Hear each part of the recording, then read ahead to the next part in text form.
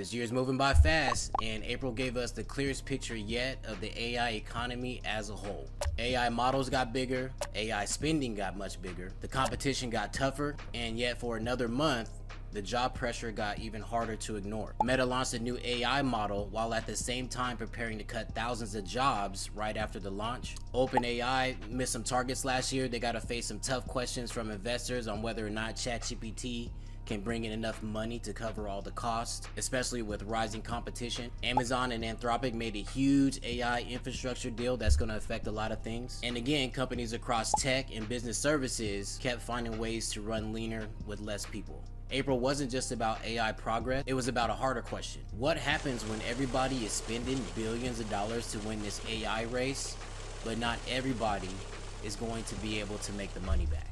Just real quick, let's slow down the month of April and let's look at it as a whole and see if we can make sense of what's going on. So number one, let's talk about Meta. Let's talk about their new model, their huge spending, and upcoming job cut. Meta just recently launched Muse Spark. It's their first AI model from its super intelligence team.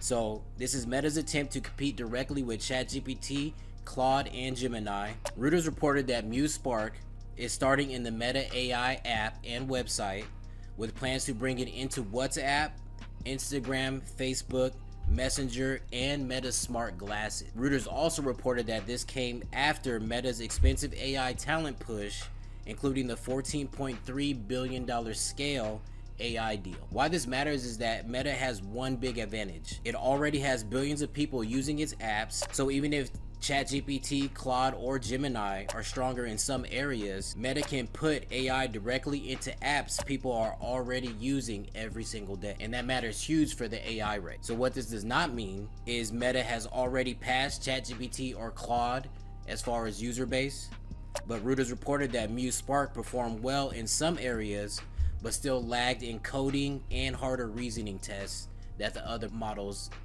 are shining in. Let's look at the job side. So this is where the press is starting to show up for Meta. So Reuters reported that Meta is targeting a May 20th date for a first wave of layoffs that could cut about 10% of its workforce, or close to 8,000 employees, with more cuts possible later in 2026. So Reuters also reported that the layoffs are linked to an AI-driven efficiency push after they spent all that money to create and launch Muse Spark. So who this would hit first as far as the layoffs? This type of change usually would hit middle layers, support teams, coordination heavy roles, lower priority projects, roles where AI tools can help fewer people do more work. Let's look at why some layoffs can actually push a stock higher. So sometimes stock rise after layoffs because investors love lower costs, better profit potential, more money available for AI spending, and just a leaner company overall.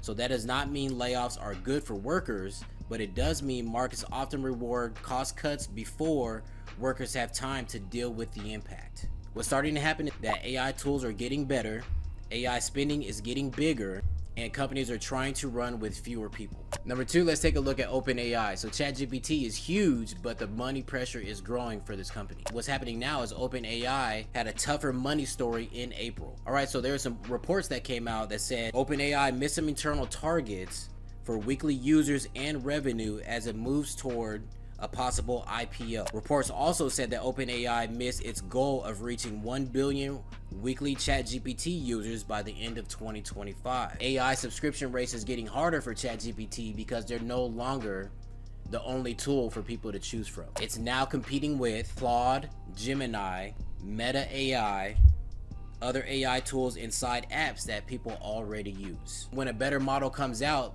businesses can easily switch over to the next best thing. And that's what makes the business side much harder for these companies. So what this does not mean OpenAI is failing. It means popularity alone is not enough. AI systems are extremely expensive to run, and OpenAI has to prove it could turn huge usage into long-term revenue. Reuters also reported that a company called Qualcomm, their shares jumped after an analyst said OpenAI was working with Qualcomm and MediaTek on processors for an AI-first smartphone. So if this is true, it suggests that OpenAI may want a hardware path too, not just apps and subscriptions. So what's starting to happen is that OpenAI is trying to become more than just a ChatGPT company. but doing that takes massive computer power, infrastructure, and money. All right, so number 3, let's take a look at Amazon and Anthropic and the AI build out that got even bigger. So what's happening now is that Amazon said it will invest up to $25 billion with Anthropic. At the same time, Anthropic agreed to spend more than $100 billion over the next 10 years on Amazon's cloud infrastructure. So why this matters is that it's one of the biggest AI signals for the month of April. AI companies do not just need better models. What they do need is cloud servers, chips, data centers, power, cooling systems, and long-term infrastructure. And that is why the AI race is becoming so expensive for these top companies. And that brings up the bubble question. So this is where the AI bubble debate gets more real. The spending is the easy part, that's what we see. The hard part is making enough money back. Coming from the mouth of a guy named Andy Jassy from Amazon, he argues that AI is a once-in-a-lifetime opportunity and that Amazon is spending heavily to be a part of that future. But investors are starting to ask these questions, right? Like, how long will this spending continue? Which companies will actually make money from the spending? And which companies are going to be left behind and lose money? So what this does not mean is that this does not mean AI is fake. It means that the cost of building AI is enormous and not every company's spending will win big. So what's starting to happen is that the winners in AI may not just be the companies with the best chatbot, but they may be the companies controlling the infrastructure behind it. All right, let's take a look at monies and market and what April signals. So April was the month where the AI money story got sharper. On one side, Meta is spending heavily and cutting jobs. Amazon is putting more money into Anthropic. OpenAI is under pressure to grow revenue after missing targets. Softbank is moving deeper into AI infrastructure. On the other side, investors are starting to ask whether this spending can actually pay off. Workers are seeing job pressure tied to the AI efficiency, and companies are trying to justify huge AI costs. And that is the split that we are seeing. That money is still rushing into AI, but the question is no longer just, can AI get better? The question is, can AI make enough money to justify all these costs? So number 4, let's take a look at Oracle. So the layoffs, the AI spending, and a $26 million new CFO package. So what's happening now is that Oracle stayed in the story in April because of what happened by the huge layoff news that they dropped on us in March. So after reports of a large layoff tied to Oracle's AI build-out, Yahoo Finance reported that Oracle new CFO received a stock package worth $26 million after they reportedly laid off tens of thousands of workers. So why this matters is that it's not just about one expensive package.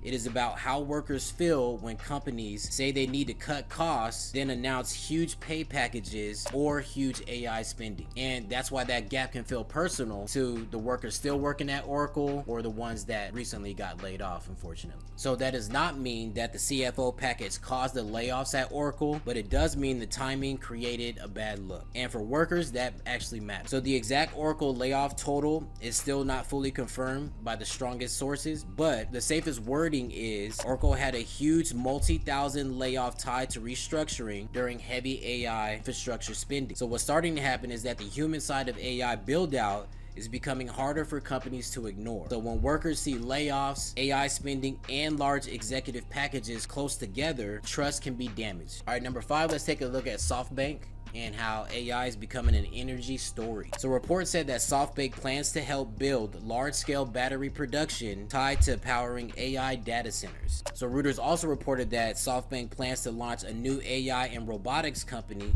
focused on data centers and robotics. Why this matters is that this is an important part of the AI story that people often miss. AI needs electricity, so when companies move into batteries and energy systems, it shows that the next phase of the AI may be about physical infrastructure as much as software. So what this does not mean is that batteries suddenly became the whole AI story, but what it does mean is that power is becoming one of the biggest limits to AI growth. And what's starting to happen is that the AI race is moving from the screen into the real world, and the companies that solve the infrastructure and the energy problems may gain a major advantage. Number 6, let's take a look at the April AI layoff overview. April continued a pattern that we've been tracking for months now. Companies spending heavily on AI while at the same time cutting jobs but run leaner. The biggest reported AI signal came from Meta. Other April cuts and restructuring showed up across tech, retail operations, support roles, software teams, cloud and business services, AI training, and data labeling work. The job categories that are showing the most pressure right now are middle management, coordination heavy office roles, customer support roles, project management, operations support, some junior white collar roles, and repetitive digital work. Number 7, let's take a look at what changed in April. April made 4 things clear. First, AI competition is getting tougher. Meta is now pushing Muse Spark into the same world as ChatGPT, Claude, and Gemini. Second, AI is getting more expensive.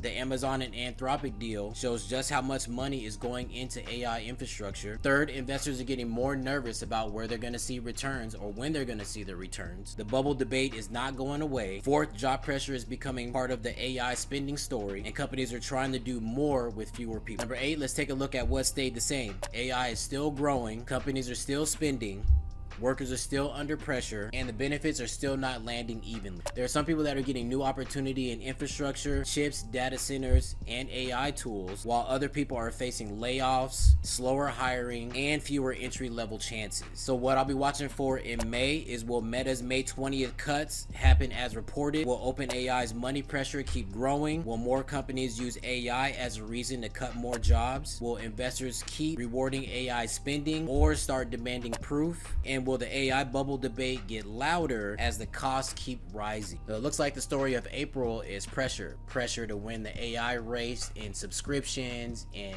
power infrastructure. So we'll keep following this stuff and try to make sense of it as the months go by. So as always, I thank you for watching. Hope this was helpful, and I'll see you next time. Peace.